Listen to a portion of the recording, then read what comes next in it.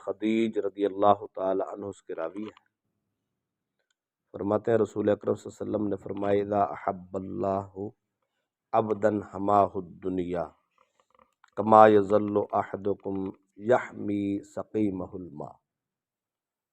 نبی رحمت صلی اللہ علیہ وسلم نے فرمایا اللہ تعالیٰ جب کسی بندے سے محبت کرتا ہے تو اس کو دنیا سے اس طریقے سے پرہیز کراتا ہے جس طرح دنیا کا مریض ایسے پانی سے پرہیز کرتا ہے جو پانی اس کے مرض میں اضافہ کرتا ہے۔ یعنی دنیا میں رہ کر بھی انسان پرہیز کر رہا ہوتا ہے، دنیا سے بچ رہا ہوتا ہے، دنیا کی ہر وہ خرابی جو انسان کو دین سے دور کر رہی ہے وہ اس سے دور بھاگتا ہے، وہ احتیاط کی زندگی گزارتا ہے۔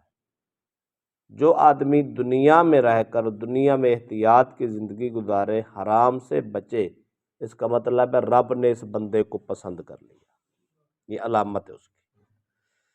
حضرت عبداللہ بن عباس راوی ہیں، نبی اکرم صلی اللہ علیہ وسلم نے فرمایا اطلعت فی الجنت فرأیت اکثر اہلھا الفقراء۔ نبی اکرم صلی اللہ علیہ وسلم جب شب معراج آسمانوں پہ تشریف لے گئے، آپ نے جنت کی سیر فرمائی، فرماتے ہیں میں نے جب جھانک کے جنت میں دیکھا تو مجھے فقیر کثرت سے نظر آئے، غریبوں کی کثرت سی جنت میں۔ واطلعت فی النار فرأیت اکثر من اہلھا النساء۔ فرمایا جب میں نے جہنم میں جھانک کے دیکھا تو کثرت کے ساتھ عورتیں وہاں۔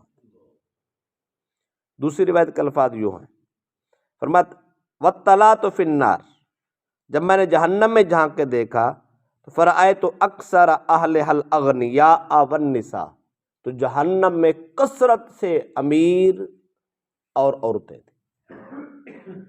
ان امیروں سے مراد وہ امیر ہیں جو اپنے مال کی زکوٰۃ نہیں دیتے، ان امیروں سے وہ لوگ مراد ہیں مال کی مصروفیت کی وجہ سے نماز نہیں پڑھتے، ان امیروں سے وہ لوگ مراد ہیں جو اپنے مال کا حق ادا نہیں کرتے۔ ایسا مال جو آخرت سے غافل کر دے وہ جہنم کا سامان ہے۔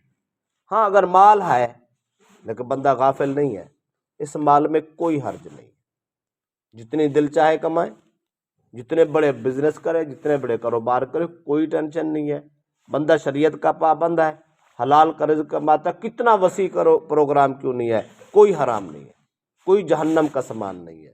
جہنم کا سامان ہے وہ دنیا کا مال جو انسان کو دین سے غافل کر دے، نماز سے غافل کر دے، احکام سے غافل کر دے، غریبوں کے حقوق سے غافل کر دے اور اس کو زکوٰۃ کے دینے سے غافل کر دے۔ اتنا حرص پیدا ہو جائے بس اکٹھے ہی کرے جائے، وہ مال جہنم میں لے جاتا ہے۔ ان لوگوں کو سرکار نے جہنم میں دیکھا اور کثرت سے دیکھا۔ رہ گئی عورتیں، عورتوں کو کثرت سے اس لیے دیکھا جاتا ہے کہ دوسری حدیث میں پاک میں آتا ہے یہ ناشکری ہوتی ہے اپنے خاوند کی اور ناقص العبادت ہوتی ہے، عبادت کم جھگڑے زیادہ، اور کھانا پینا زیادہ تو خاوند کی نافرمانی اور ناشکری کثرت سے۔ ہمارے استاد صاحب تھے وہ فرمایا کرتے تھے، فرماتے یہ قوم ایسی ہے اس کو 20,000 کا سودا لے کے دیں، اگر 5 روپے کی چیز رہ جائے تو کہتے آج تک کچھ لے دی ہے؟ آج تک میں نے نہیں دیکھا کبھی میرے گھر میں سودا پورا آیا۔ 5 روپے کی چیز کی خاطر 20,000 کا سودا اٹھا کے منہ پہ مارتی ہیں، اتنی ناشکری ہوتی ہے۔ بس جو خاتون اپنے خامد کی ناشکری ہے سمجھ لو یہ جہنم کا سامان اپنا اکٹھا کر رہی ہے۔